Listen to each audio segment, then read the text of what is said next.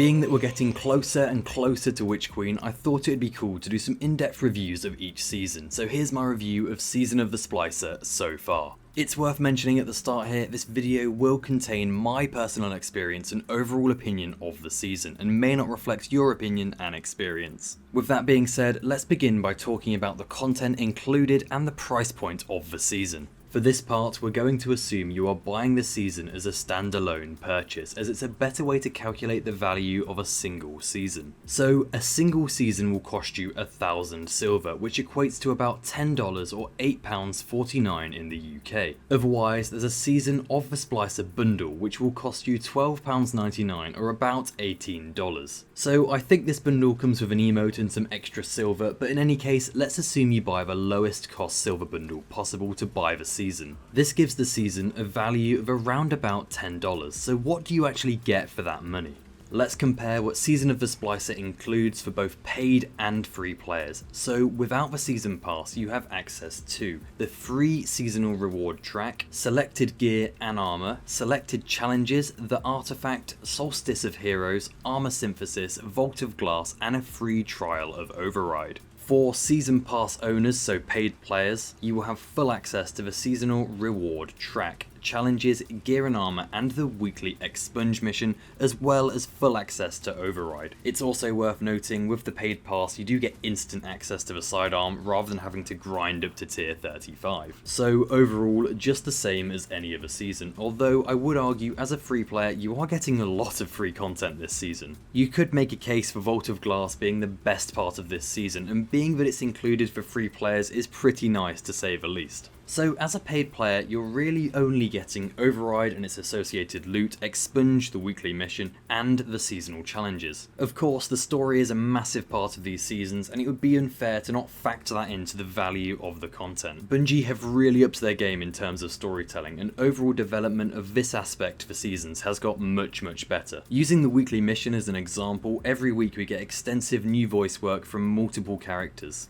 Right, let's move on to the season pass. So assuming you finish it, what are the most valuable items on the reward track? First, and probably most importantly, is the new Exotic Sidearm. If you want to know more about this weapon, then I do have a dedicated video. In short, it's a sidearm that can freeze people. Next, you're going to get a legendary finisher, 2 new shaders, and 2 new legendary emotes. 8 exotic engrams, an exotic emote, an exotic sparrow, and a weapon ornament for the seasonal sidearm. And you'll also get a full set of universal ornaments for each class. The rest of the rewards will be a mix of XP boosts and materials, which in all fairness do come in pretty useful. Now, I'm not actually sure there was a ghost shell in the season pass this season, which I was pretty sad about because I liked some of the previous designs, like for example the Saint 14 shell and even the one from Season of the Chosen, which I think was last season. Override is the main seasonal activity, and at the most basic level this is a 6-player match-made activity where you can splice into terminals in order to enter the Vex domain to kill a boss. The gameplay does involve some interesting sections, for example a jumping section before the final boss. Overall, I don't really have much to say about it. It's a pretty solid mode with some interesting rewards. Speaking of which, the weapons that can be earned through Override are actually quite interesting like I said, and they can roll with some interesting new perks. As an example, the new auto rifle can roll with a perk called Heating Up, where final blows of the weapon increase accuracy and stability while improving vertical recoil. I do like it when Bungie add new perks because it gives you a reason to chase that new weapon, and it also makes them feel slightly more fresh.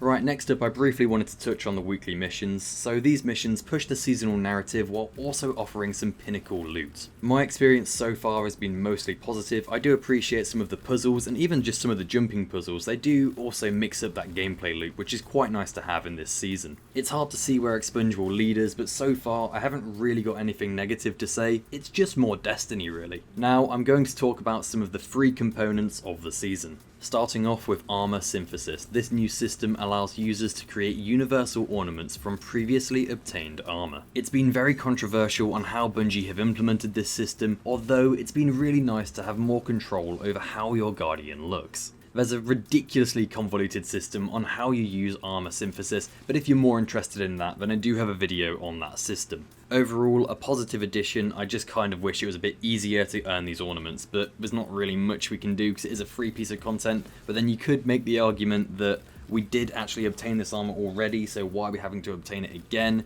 Bit of a technical situation. We're not going to get into the Destiny politics today, but overall, yeah, it's nice to have more customization. Vault of Glass also returned, which is personally my favourite part of the season. You can earn new armour, new weapons, as well as the Vex Mythoclast Exotic. Another nice little addition is we do have a regular title for the season, but you can also get a title just from Vault of Glass, which I thought was quite neat. Personally, I found the raid experience to be just as fun as Destiny 1. The raid did have some minor updates in the form of more complex mechanics and the addition of the new Vex enemy types introduced in Beyond Light. I am still running this raid every week because I haven't got a Godroll Fatebringer or a Vex Mythoclast yet. Now luckily there is a terminal at the end of the raid where you can select weapons you've already previously obtained and you'll get a new random roll for that weapon. In terms of seasonal weapons, just like last season, the Nightfall had 3 new weapons returning from Destiny 1 added onto a rotation. The pursuit weapon this season is a fusion rifle, and it can actually roll with a rare perk called Reservoir Burst. What's so cool about this perk is when your magazine is full, the next burst deals additional damage and causes enemies to explode on death. And with the right build, this fusion rifle can be very fun. It's also worth noting that some people have been melting Atheon with it by using the high impact reserves alternative. It's also worth noting you can earn ornaments from this weapon through Gambit, Crucible and Strikes. So overall, I think that's the majority of the content in the season. You'll have to let me know if I missed anything, and obviously we could have a secret exotic mission which is yet to come. Now personally, I quite like these 6-player match-made activities, but I got quite bored of Override quite fast, but it was nice to have those Umbral Engram, focusing things to earn, which I found, kept me busy for quite a while. Vault of Glass was nice because we had something to aim for. Normally in a season like these days, we don't typically tend to get a raid, so it can feel quite hollow, there's not that end game to strive for, but this season having Vault of Glass coming back, it was really nice.